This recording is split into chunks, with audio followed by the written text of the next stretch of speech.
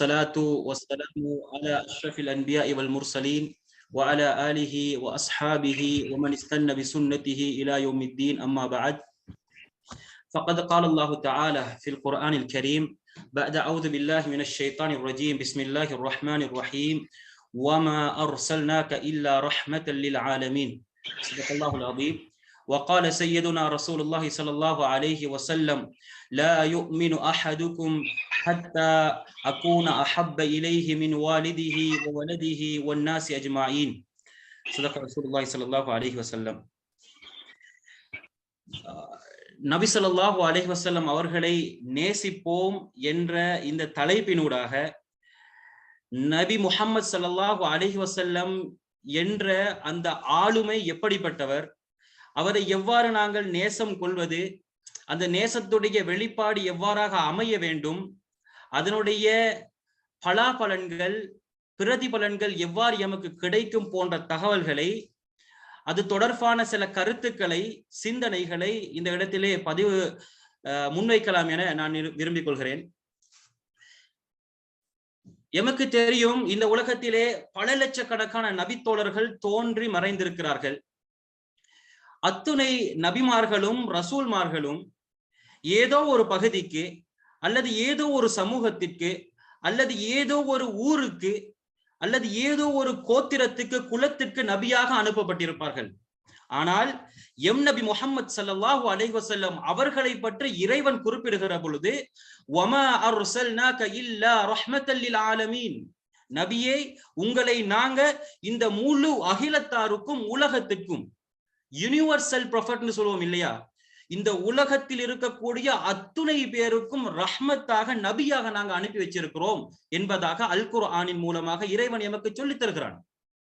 அதே போன்று நபி ஸல்லல்லாஹு அலைஹி வஸல்லம் அவர்கள் இந்த உலகிலே பிறப்பதற்கு முன்னாலும் சரி பிறந்ததற்கு பின்னாலும் சரி எத்தனையோ உலக தலைவர்கள், சமூக தலைவர்கள், பொதுப்பணியில் ஈடுபட்ட எத்தனையோ தலைவர்கள் தோன்றி மறைந்திருக்கலாம்.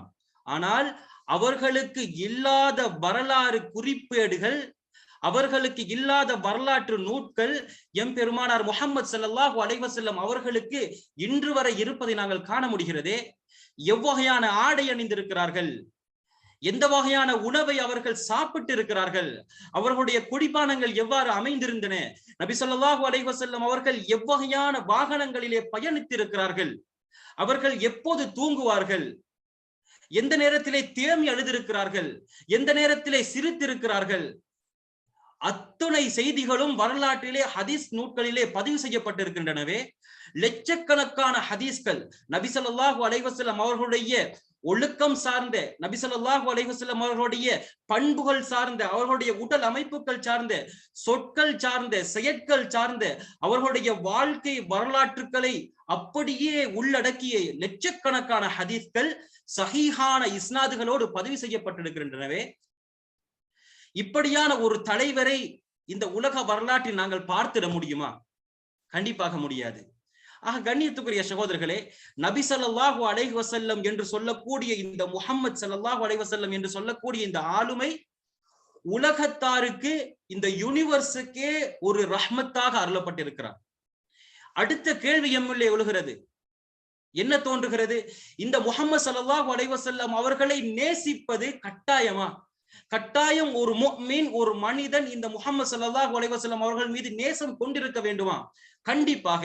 நபி மீது நேசம் கொள்ளாத ஒரு மனிதர் நிச்சயமாக முஃமினாக, முஸ்லிமாக இருக்கவே முடியாது.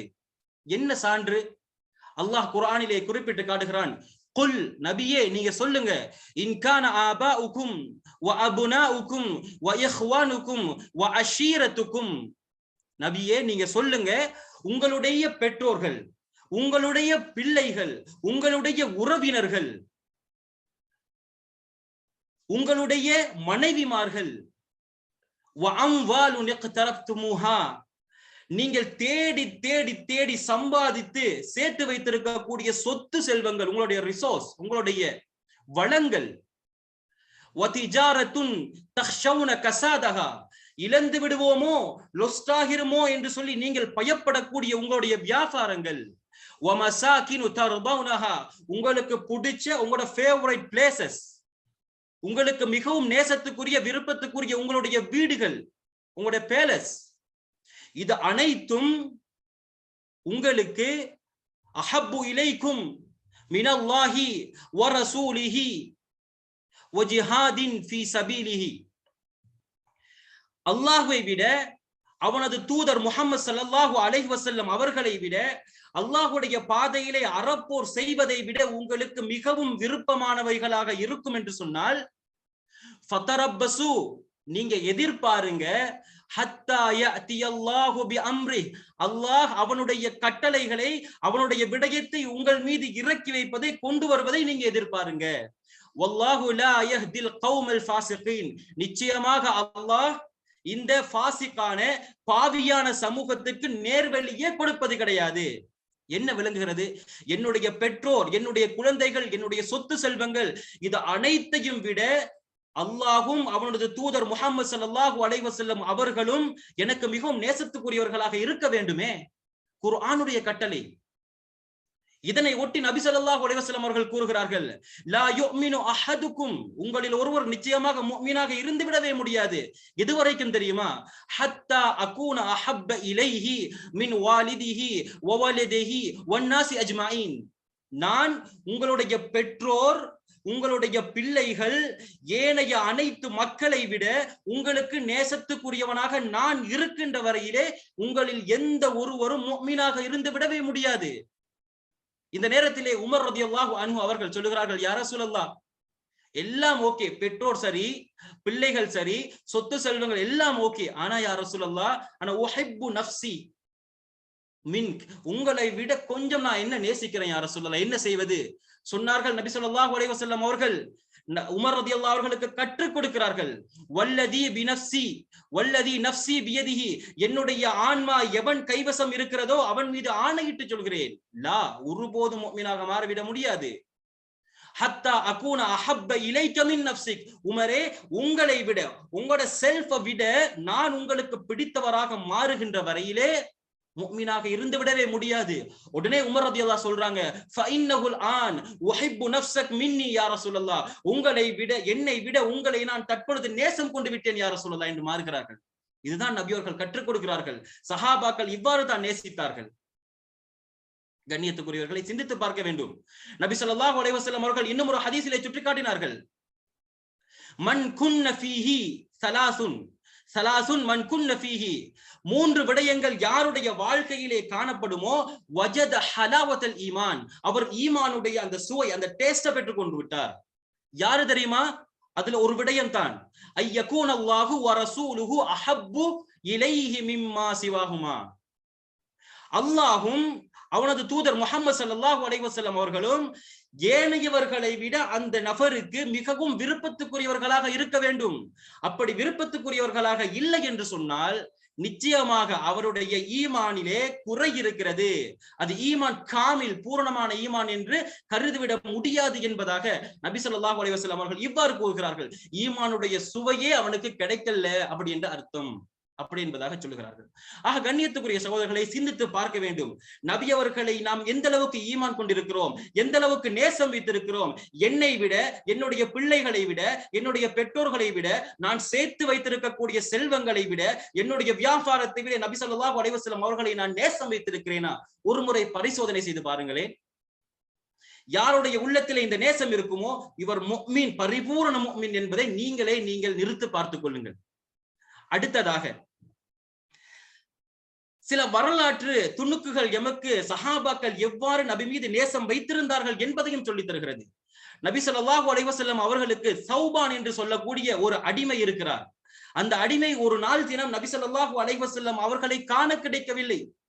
தேடி திரிகிறார், தேடி அலைகிறார். கடைசியாக இறுதியில் நபி அவர்களை சந்தித்து விட்டார். நபி அவர்கள் பார்க்கிறார்கள், பார்த்து கேட்கிறார்கள், யா சௌபான், சௌபானே, தகையர லவுனுக் மா கையர லவுனக், உங்களுடைய அந்த மூஞ்சிட நிறம் எல்லாம் மாறி இருக்கிறதே, எது அப்படி மாறுத்துச்சு? அதற்கு சொல்லுகிறார், யா ரசூலல்லாஹ், உங்களை ஒரு கணமாவது நான் பார்க்காவிட்டால் நான் கவலை கொள்கிறேன், உங்களை தேடி திரிகிறேன் யா ரசூலல்லாஹ். அந்த நேரத்திலே நான் நினைத்து பார்த்தேன், அந்த நேரத்திலே நான் ஆখিরাவை நினைத்து பார்த்தேன்.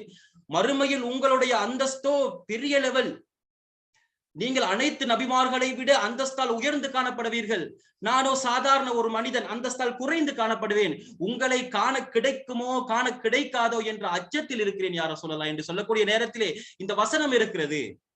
மையுதைல்லாஹ வர் ரசூல் ஃபஉலாயிக மஅல்லதீன அன்அம அல்லாஹு அலைஹிம் மினன் நபிய்யீன வஸ்ஸித்தீகீன் வஷ்ஷுஹதாஇ வஸ்ஸாலிஹீன். யாரெல்லாம் அல்லாஹ்வுக்கு வழிபடுகிறார்களோ, அவருடைய தூதருக்கு கட்டுப்பட்டு வழிபடுகிறார்களோ, அவர்கள் யாருடன் இருப்பார்கள்? ஃபஉலாயிக மஅல்லதீன அன்அம அல்லாஹு அலைஹிம் மினன் நபிய்யீன வஸ்ஸித்தீகீன் வஷ்ஷுஹதாஇ வஸ்ஸாலிஹீன். அருள் பொழியப்பட்ட அல்லாஹ்வுடைய நிஅமத்துக்கள் கிடைக்கப்பட்ட அந்த நபிமார்களோடு, சுஹதாக்களோடு, சாலிஹீன்களோடு அவர்கள் இருப்பார்கள் என்பதை நபி ஸல்லல்லாஹு அலைஹி அவர்கள் புரிய வைக்கிறார்கள். இந்த அளவுக்கு நேசித்தார்கள். இப்பொழுது எமக்கு கேள்வி எழுகிறது, நபி ஸல்லல்லாஹு அலைஹி வஸல்லம் அவர்கள் மீது நேசம் வைப்பது என்று சொன்னால் என்ன? வெறுமனே நபியை நான் உங்களை விரும்புகிறேன், உங்கள் மீது பாசம் வைத்திருக்கிறேன், உங்கள் மீது நேசம் வைத்திருக்கிறேன் என்று இன்று எமது சமூகத்தில் காணப்படக்கூடிய பித்அத்துக்கள், குராஃபாத்துக்கள் போன்ற செயற்பாடுகளா இன்று நாங்கள் பார்க்கிறோம்? ரபியுல் அவ்வல் மாதம் வந்து விட்டால் அந்த 10 நாட்கள், அந்த மாதம் முழுவதாக நபியை துதிப்பாடுவது, அளவு கடந்து புகழ்வது என்று இஸ்லாத்தில் கூறப்படாத, மார்க்கம் எமக்கு கற்பித்து தராத, நபி அவர்கள் எமக்கு காண்பித்து தராத முறைகளில் நபி ஸல்லல்லாஹு அலைஹி வஸல்லம் அவர்கள் மீது பல புகழ் பாடப்பட்டு கொண்டிருக்கின்றன. இந்த வரிசையிலே தான் மிகவும் முக்கியமாக இவர்கள் சொல்லுவார்கள் மௌலூத் என்ற புத்தகம் அல்லது புர்தா என்ற அந்த புத்தகம். இதுல என்ன சொல்லுகிறார்கள்? யா அக்ரமல் ஹுல்க், படைப்பினங்களிலே மிகவும் சங்கைக்குரியவரே, மாலி அலூது பிஹி, நீங்க தான் எமக்கு தஞ்சம் புகரக்கூடிய இடம், அபயம் தீர்க்கக்கூடியவர் நீங்க தான். அல்லாஹ்வுடைய பண்பை நபி அவர்களுக்கு கொடுக்கிறார்களே, இது நபியவர்களுடைய பண்பா? இது அல்லாஹ்வுடைய பண்பு. அல்லாஹ்வுக்கு இருக்கக்கூடிய பண்பை நபியவர்களுக்கு சாடி புகழ் பாருகிறார்கள். இது இஸ்லாத்தில் கூடுமான ஒரு செயலா? இல்லையே. அதே போன்று மின் ஜூதிக அத்துன்யா வதர்ரதுஹா, இந்த உலகமும் ஆகிராவும் உங்களுடைய பிரகாசத்தால் தான் உண்டாகி இருக்கின்றன என்பதாக கூறுகிறார்கள். அல்லாஹ்வுடைய ஆற்றல், அல்லாஹ்வுடைய வல்லமையினால் உருவான இந்த உலகத்தையும் அது சார்ந்த ஆகிராவையும் நபியவர்களுடைய பிரகாசத்தால், ஜூதினால் தான் உண்டாகி இருக்கிறது என்பதாக கூறுகிறார்களே. அல்லாஹ்வுடைய சிஃபத்தை மனிதனுக்கு கொடுத்து விட முடியுமா? இது புகழாரமா? அதே போன்று மின் உலூமிக இல்முல் லௌஹி வல் கலம், உங்களுக்கு எல்லாருக்கும் தெரியும், இறைவன் மனிதனை படைப்பதற்கு முன்னாலேயே இந்த அனைத்து விடயங்களையும், உலகம் சார்ந்த விடயங்கள், சொர்க்கம், நரகம் அனைத்தையும் இறைவன் பதிவு செய்து விட்டான். என்ன நடக்கும், எவ்வளவு காலம் வாழுவார்கள், என்ன சம்பாதிப்பார்கள், எப்பொழுது மரணிப்பார்கள், அனைத்தும் பதிவு செய்யப்பட்டிருக்கின்றன. இந்த அல்-லௌஹ் அல் மஹ்ஃபூத், இதில் இருக்கக்கூடிய அறிவு, அல்லாஹ்வுடைய கலம், நூன் வல் கலம், இந்த கலமின் மீது சத்தியமிட்டு சொல்கிறானே அல்லாஹ், இந்த கலமுடைய அறிவு அத்துணையும் நபி ஸல்லல்லாஹு அலைஹி வஸல்லம் அவர்களுடைய அறிவிலிருந்து தான் தோன்றி இருக்கின்றன என்பதாக கூறுகிறார்களே. இது இணை வைப்பு கிடையாதா? இந்த அத்துணை இணை வைப்பையும் நபி ஸல்லல்லாஹு அலைஹி வஸல்லம் அவர்கள் மீது சாட்டி புகழ் பாடுகிறார்களே, இது கூடுமா? மற்றும் ஒரு கவிதையிலே பாடுகிறார்கள், யா கஃபார ஸுனூப் வல் ஹதாயா, பாவங்களை மன்னிக்க கூடியவரே, என்னுடைய பிழைகளை பொறுக்க பாவங்களை மன்னிக்க கூடியவரே என்பதாக பாடுகிறார்கள். நபி அவர்களுக்கு பாவங்களை மன்னிக்கக்கூடிய சக்தியை, ஆற்றலை இறைவன் கொடுத்திருக்கிறானா? இல்லையே. இது இறைவனுக்குரிய பண்பல்லவா? யா சத்தாரல் உயூப், என்னுடைய குறைகளை, என்னுடைய பாவங்களை மன்னித்து என்னுடைய குறைகளை மறைக்க கூடியவரே என்பதாக நபியை பார்த்து புகழாரம் பாடுகிறார்களே. இதைத்தான் இவர்கள் மீலாது விழாக்கள் என்றும், ரபியுனில் அவ்வல் மாதம் வரக்கூடிய நேரத்திலே நபி மீது கவிதை என்றும், புகழ் பாடுகிறோம் என்றும் இதைத்தானே பாடித்திருக்கிறார்கள். இது இஸ்லாத்தில் ஏற்றுக்கொள்ளப்பட்ட விடயமா? நபி ஸல்லல்லாஹு அலைஹி வஸல்லம் அவர்கள் சொன்னார்கள், லா ததுரூனி கமா அத்ரத்தின் நஸாரா இப்ன மரியம், மரியம் அலைஹிஸ்ஸலாத்து வஸ்ஸலாம் அவர்களுடைய மகன் ஈசா அலைஹிஸ்ஸலாத்து வஸ்ஸலாம் அவர்களை நசாராக்கள் எப்படி அளவு கடந்து புகழாரம் செய்தார்களோ, புகழ் பாடினார்களோ, அது போன்று என்னை ஒரு நாளும் புகழாரம் செய்யாதீர்கள், புகழ் பாடாதீர்கள்.